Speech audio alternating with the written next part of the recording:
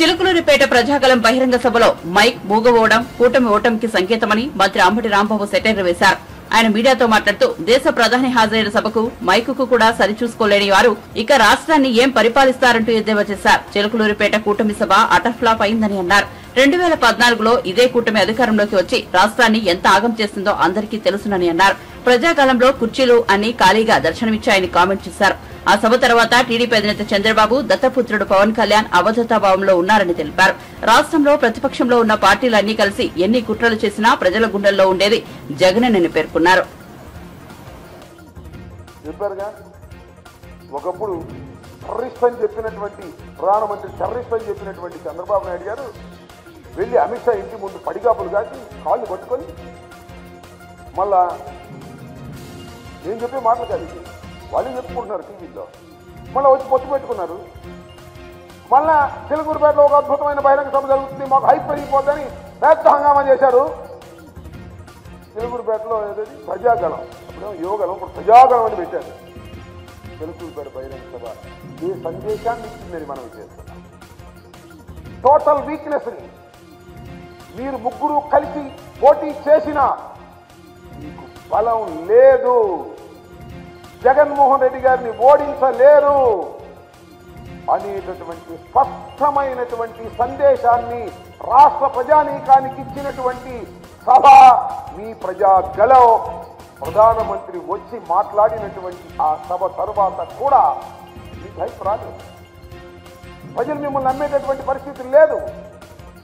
అక్కడ ఎవరు ఏం మాట్లాడారో నేను విపులంగా చెప్పవలసిన అవసరం లేదు. కానీ ఈ మాట్లాడిన తీరును బట్టే మీరు మీ ఓటమిని అంగీకరించారు అనేది చాలా స్పష్టంగా అర్థమైపోయినటువంటి అంశం. ఒకటి, జెండా సభ తర్వాత ఒక అభద్రతాభావం నారా చంద్రబాబు నాయుడు గారు. మళ్ళా తర్వాత నిన్న జరిగినటువంటి ప్రజాగలం తర్వాత ఒక అభద్రతాభావం.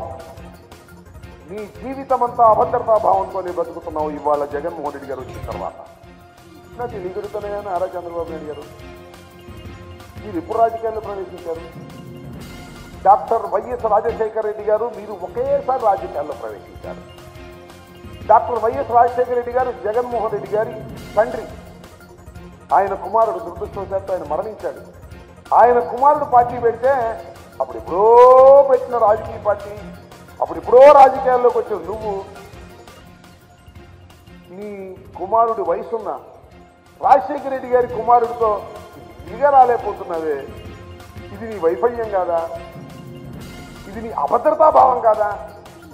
ఇద్దరితో కలిసి రావడానికి కూడా అభద్రతాభావం, ముగ్గురితో కలిసి వస్తున్నావు అప్పుడు అభద్రతాభావమే. ఇంకెవరు లేరు, లేదా అని కూడా కలుసుకుంటావు నలుగురు ఉంటే. నీ మొత్తం రాజకీయం అంతా ఈ 5 సంవత్సరాలు అభద్రతాభావంతోనే బతుకుతూ ఇవాళ అంటాడు భద్రత లేదంట. ప్రధానమంత్రి గారు వస్తే భద్రత చూపించలేదంట రాష్ట్ర ప్రభుత్వం, పోలీసు యంత్రాంగం. ఏమైనా తెలియజెడతాను, నారా చంద్రబాబు నాయుడు గారు మీరు చాలా అనుభవిస్తుంది కదా, 40 సంవత్సరాల పైచులకు రాజకీయ చరిత్ర ఉంది కదా, 14 సంవత్సరాలు ముఖ్యమంత్రిగా చేశారు కదా, ఎన్నో మహానాడు తీర్చారు కదా, ఎన్నో బహిరంగ సభలు నిర్వహించారు కదా. జగన్మోహన్ రెడ్డి గారు కానీ ఎక్కువ బహిరంగ సభ చేశావు నువ్వు జీవితంలో. కొన్ని గొప్పగా ప్రధానమంత్రి వస్తుంటే మైకు కూడా సరి చేసుకోలేని వాడిని, మైకు కూడా ప్రధానమంత్రి మాట్లాడేటప్పుడు వినిపించుకోకుండా పోతే అది భద్రతా వైఫల్యమా? అది నాట్ యువర్ నెగ్లిజెన్స్, అది నెగ్లిజెన్స్ కాదా? అది నీ అభద్రతా